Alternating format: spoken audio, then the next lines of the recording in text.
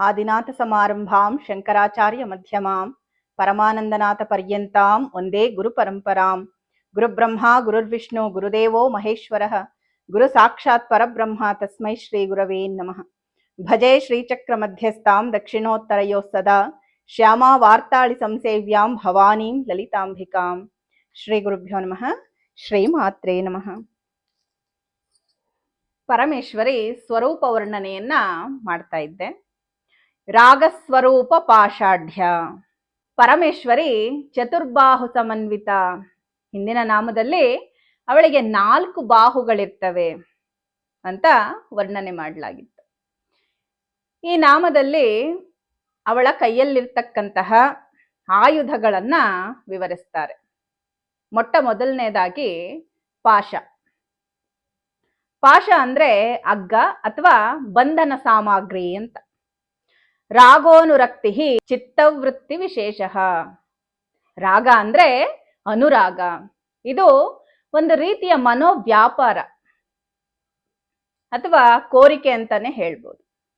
ಒಂದು ವಸ್ತುವಿನ ಮೇಲಾಗ್ಲಿ ಒಬ್ಬ ವ್ಯಕ್ತಿಯ ಮೇಲಾಗ್ಲಿ ಇರ್ತಕ್ಕಂತಹ ಇಷ್ಟ, ಅನುರಾಗ, ಪ್ರೇಮವನ್ನ ನಾವು ರಾಗ ಅಂತ ಹೇಳ್ತೀವಿ. ಈ ಅನುರಾಗ ಅನ್ನೋದು ಪಾಶದ ಹಾಗೆ ಕಟ್ಟಿ ಹಾಕುತ್ತೆ. ಯಾರನ್ನಾದ್ರೂ ಇಷ್ಟಪಟ್ರೆ ಅದು ಅವರಿಗೆ ನಾವು ವಿಧೇಯರಾಗಿರುವಂತೆ ಮಾಡುತ್ತೆ. ಆ ವಸ್ತುವಾಗ್ಲಿ ಅಥವಾ ವ್ಯಕ್ತಿ ಆಗ್ಲಿ ಇಲ್ಲದೆ ನಾವು ಬದುಕೋಕ್ ಸಾಧ್ಯವೇ ಇಲ್ವೇನೋ ಅನ್ನೋಂಥ ಪರಿಸ್ಥಿತಿ ನಮಗ್ ಬರುತ್ತೆ. ಅದಕ್ಕಾಗಿ ನಾವು ಏನನ್ನಾದ್ರೂ ಮಾಡ್ತೀವಿ. ಈ ರೀತಿ ಅನುರಾಗವನ್ನ ಬೆಳೆಸ್ಕೊಂಡಂತವರ ಮನಸ್ಸು ಇತರ ವಿಷಯಗಳ ಮೇಲೆ ಹೋಗೋದಿಲ್ಲ. ದೈವ ಚಿಂತನೆಯೂ ಕೂಡ ಅವರಿಗೆ ನೆನಪಾಗೋದೇ ಇಲ್ಲ. ಅಂತಹ ಮಹಾಮೋಹದಲ್ಲಿ ಸಿಕ್ಕಾಕೊಂಡ್ಬಿಡ್ತಾರೆ. ಇದಕ್ಕೆ ಒಂದು ಒಳ್ಳೆಯ ಉದಾಹರಣೆ ಅಂದ್ರೆ ಜಡಭರತನ ಕತೆ. ಪೂರ್ವಕಾಲದಲ್ಲಿ ಭರತನೆಂಬ ಒಬ್ಬ ಮಹಾರಾಜ ಇದ್ದ. ಬಹಳ ಕಾಲದವರೆಗೂ ಅವನು ರಾಜ್ಯಭಾರ ಮಾಡಿದ ನಂತರ ತನ್ನ ರಾಜ್ಯವನ್ನ ತನ್ನ ಕುಮಾರನಿಗೆ ಒಪ್ಪಿಸಿ ವಾನಪ್ರಸ್ಥಕ್ಕೆ ಹೋಗ್ತಾನೆ. ಅವನು ಶ್ರೇಷ್ಠವಾದಂತಹ ವೇದ ಪಂಡಿತನು, ತಪೋನಿಷ್ಠನು ಆಗಿರ್ತಾನೆ. ಒಂದು ದಿನ ಸ್ನಾನ ಮಾಡೋದಕ್ಕೆ ಅಂತ ನದಿ ತೀರಕ್ಕೆ ಹೋದಾಗ ಅಲ್ಲಿ ತುಂಬು ಗರ್ಭಿಣಿಯಾದಂತಹ ಒಂದು ಜಿಂಕೆಯನ್ನ ನೋಡ್ತಾನೆ. ಆ ಜಿಂಕೆ ತನ್ನ ಮರಿಗೆ ಜನ್ಮವನ್ನ ನೀಡಿ ಅಲ್ಲೇ ಪ್ರಾಣ ಬಿಟ್ಬಿಡುತ್ತೆ. ಆ ರಾಜನಿಗೆ ಆ ಜಿಂಕೆ ಮರಿಯನ್ನ ನೋಡಿ ಅದನ್ನ ತಗೊಂಡು ಬಂದು ಬಹಳ ಜಾಗ್ರತೆಯಿಂದ ಸಾಕೋದಿಕ್ಕೆ ಪ್ರಾರಂಭ ಮಾಡ್ತಾನೆ. ದಿನವೂ ಸಮಯಕ್ಕೆ ಸರಿಯಾಗಿ ಹಾಲನ್ನ ಕೊಡ್ತಕ್ಕಂಥದ್ದು, ಬಹಳ ಪ್ರೀತಿಯಿಂದ ನೋಡ್ಕೊಳ್ತಾ ಇರ್ತಾನೆ. ಹಾಗೆ ಆ ಜಿಂಕೆ ಮರಿ ಬೆಳೆದು ದೊಡ್ಡದಾಗತ್ತೆ. ಅಷ್ಟರಲ್ಲಿ ರಾಜನಿಗೂ ವಯಸ್ಸಾಗೋಗುತ್ತೆ. ಅವನಿಗೂ ಇನ್ನೇನು ಅವಸಾನ ಕಾಲ ಹತ್ರ ಬರುತ್ತೆ. ಅವನ ಮನಸ್ಸಿನಲ್ಲಿ ದೈವ ಚಿಂತನೆ ಅನ್ನೋದೇ ಇರೋದಿಲ್ಲ. ಸದಾ ಕಾಲ ಈ ಜಿಂಕೆ ಮರಿ ನಾನಿಲ್ಲ ಅಂದ್ರೆ ಏನಾಗುತ್ತೋ, ಪಾಪ ಇದನ್ನ ಯಾರು ನೋಡ್ಕೊಳ್ತಾರೆ, ಇದೇ ಚಿಂತೆ ಅವನಿಗೆ ಕಾಡೋದಕ್ಕೆ ಪ್ರಾರಂಭ ಆಗ್ಬಿಡುತ್ತೆ. ಒಂದು ದಿನ ಆ ರಾಜ ಈ ಚಿಂತೆಯಲ್ಲೇ ಮರಣಿಸ್ಬಿಡ್ತಾನೆ. ಮರುಜನ್ಮದಲ್ಲಿ ಆ ರಾಜ ಜಿಂಕೆಯಾಗಿಯೇ ಹುಟ್ಟುತ್ತಾನೆ. ಅಂದ್ರೆ ವಾನಪ್ರಸ್ಥಕ್ಕೆ ಹೋದವನು ಕೂಡ ಮತ್ತೆ ಜಿಂಕೆಯಾಗಿ ಜನ್ಮಿಸಬೇಕಾದಂತಹ ದುರ್ಗತಿ ಆ ರಾಜನಿಗೆ ಬರೋದಕ್ಕೆ ಕಾರಣ ಏನು ಅಂದ್ರೆ ಈ ರಾಗ, ಈ ಅನುರಾಗ, ಮಮಕಾರಗಳೇನ್ ಮಾಡತ್ತೆ, ನಮ್ಗೆ ಮತ್ತೆ ಒಂದು ಜನ್ಮವನ್ನ ತಗೊಳ್ಳೋ ಹಾಗೆ ಮಾಡತ್ತೆ. ಪರಮೇಶ್ವರಿಯ ಎಡಭಾಗದ ಮೇಲಿನ ಕೈಯಲ್ಲಿ ಪಾಶವೆಂಬ ಆಯುಧವನ್ನ ಹಿಡಿದಿರ್ತಾಳೆ. ಆ ಪರಮೇಶ್ವರಿ ಹಿಡಿದಿರ್ತಕ್ಕಂತಹ ಪಾಶ ಪ್ರೇಮ ಸ್ವರೂಪವಾದದ್ದು. ಇದು ಜೀವಿಗಳನ್ನ ಕಟ್ಟಿ ಹಾಕುತ್ತೆ. ಪರಮೇಶ್ವರಿ ಕೈಯಲ್ಲಿರುವ ಪಾಶವು ವಶೀಕರಣಕ್ಕೆ ಸಂಕೇತವಾಗಿರುತ್ತೆ. ಯಾರು ಈ ಪಾಶವನ್ನ ಅರ್ಚಿಸ್ತಾರೆಯೋ ಅವರು 3 ಲೋಕಗಳನ್ನ ವಶ ಮಾಡಿಕೊಳ್ತಾರೆ.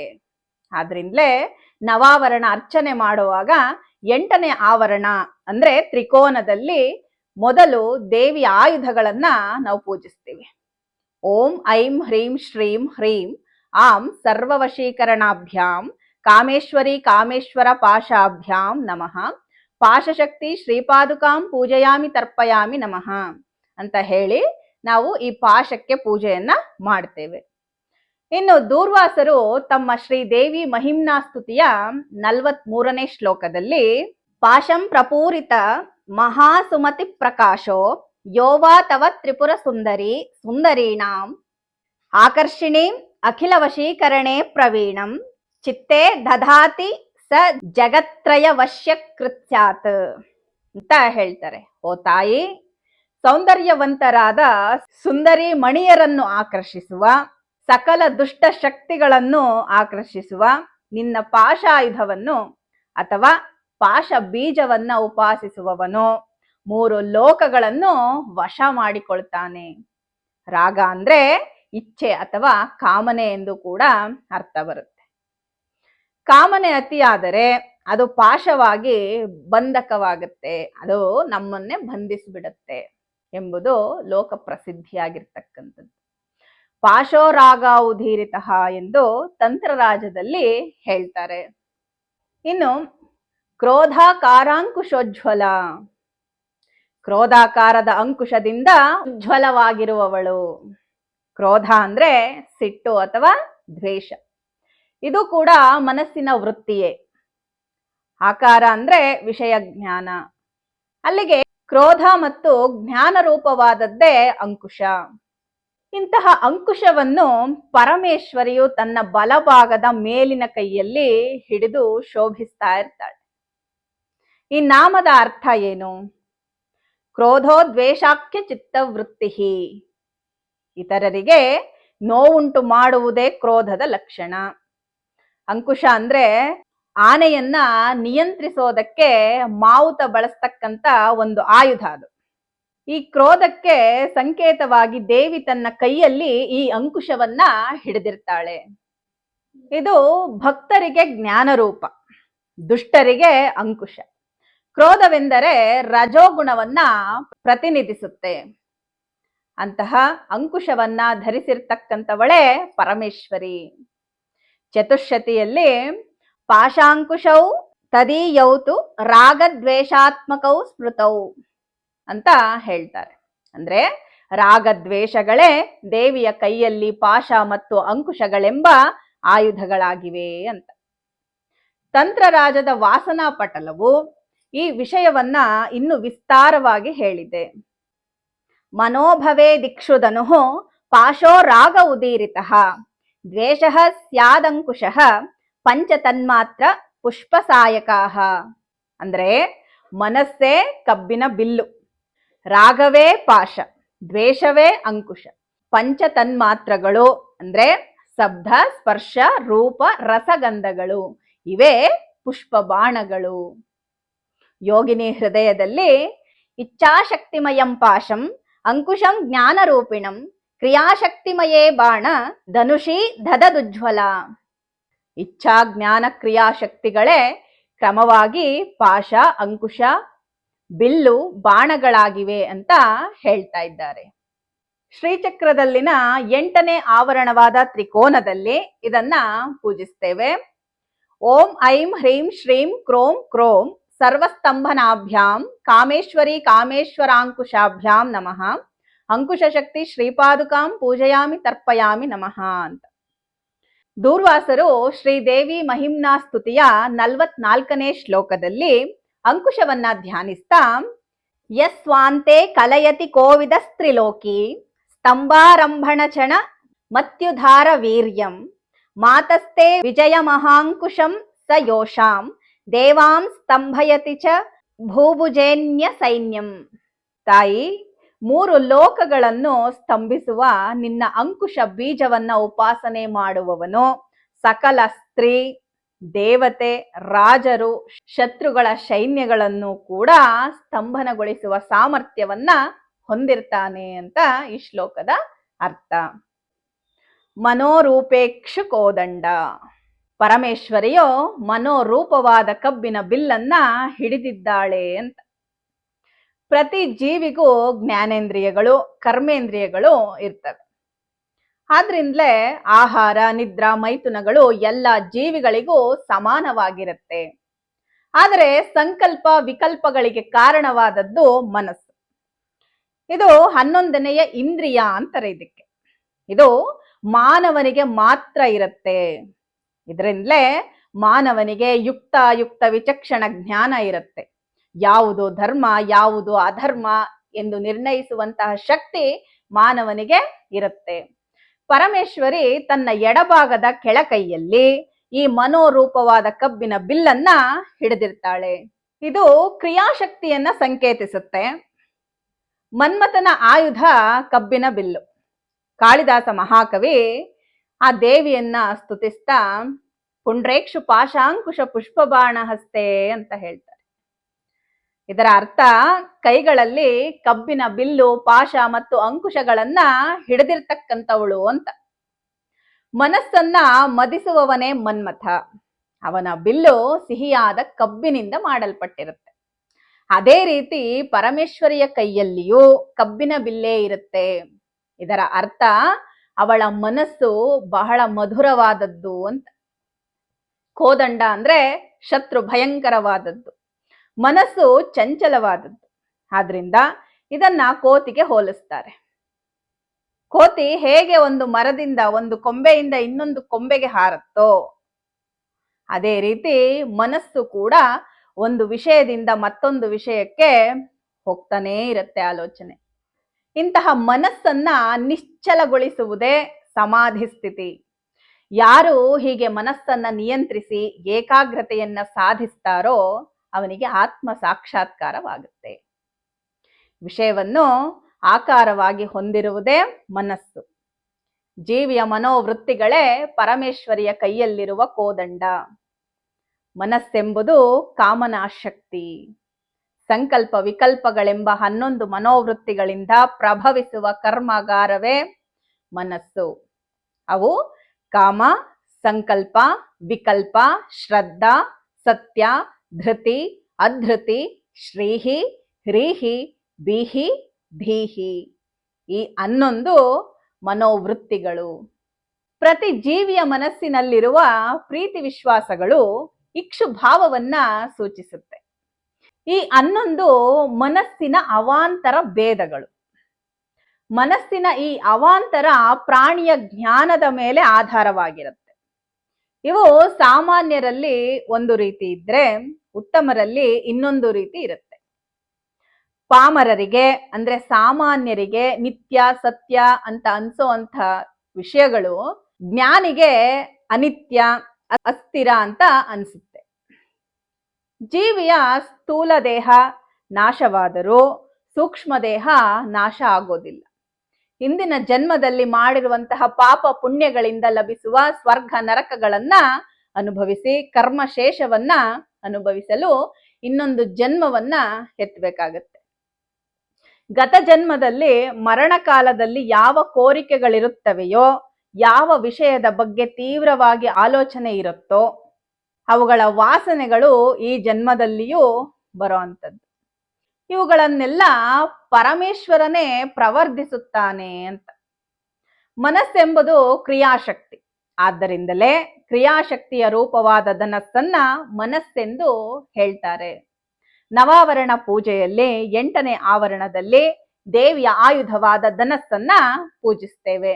ಓಂ ಐಂ ಹ್ರೀಂ ಶ್ರೀಂ ಥಂ ಧಂ ಸರ್ವ ಸಮ್ಮೋಹನಾಭ್ಯಾಂ ಕಾಮೇಶ್ವರಿ ಕಾಮೇಶ್ವರ ಧನುರ್ಭ್ಯಾಂ ನಮಃ. ಧನುಶಕ್ತಿ ಶ್ರೀಪಾದುಕಾಂ ಪೂಜಯಾಮಿ ತರ್ಪಯಾಮಿ ನಮಃ.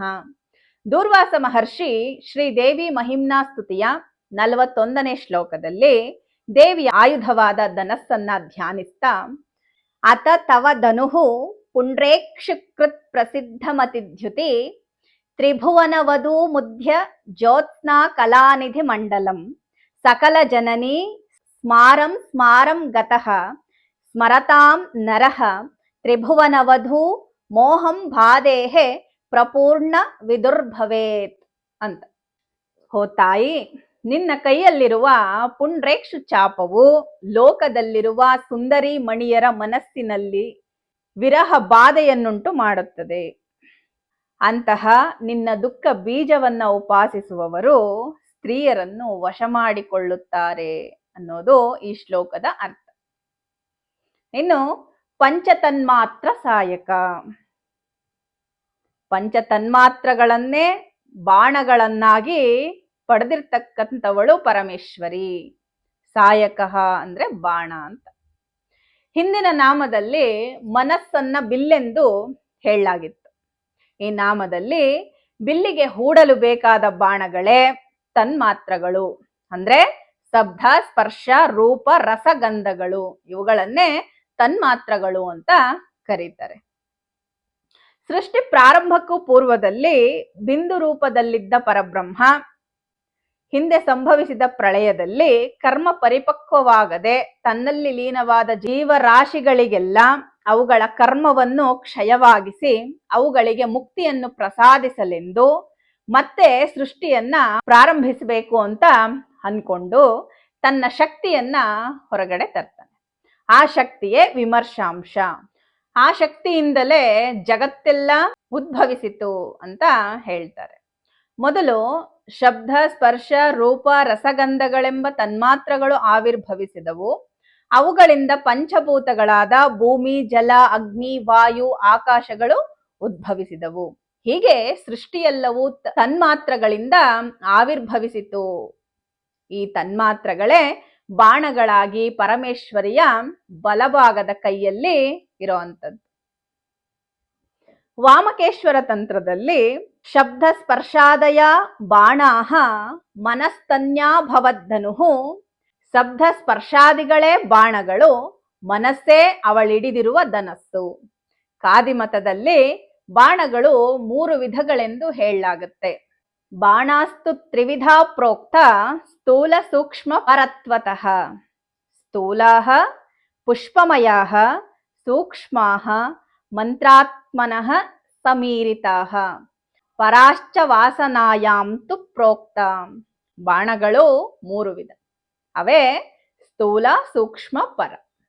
ಸ್ಥೂಲಗಳು ಅಂದ್ರೆ ಪುಷ್ಪಮಯವಾದಂಥದ್ದು, ಸೂಕ್ಷ್ಮಗಳು ಅಂದ್ರೆ ಮಂತ್ರಾತ್ಮಕವಾದದ್ದು, ಪರ ಅಂದ್ರೆ ವಾಸನಾಮಯವಾಗಿರ್ತಕ್ಕಂಥದ್ದು.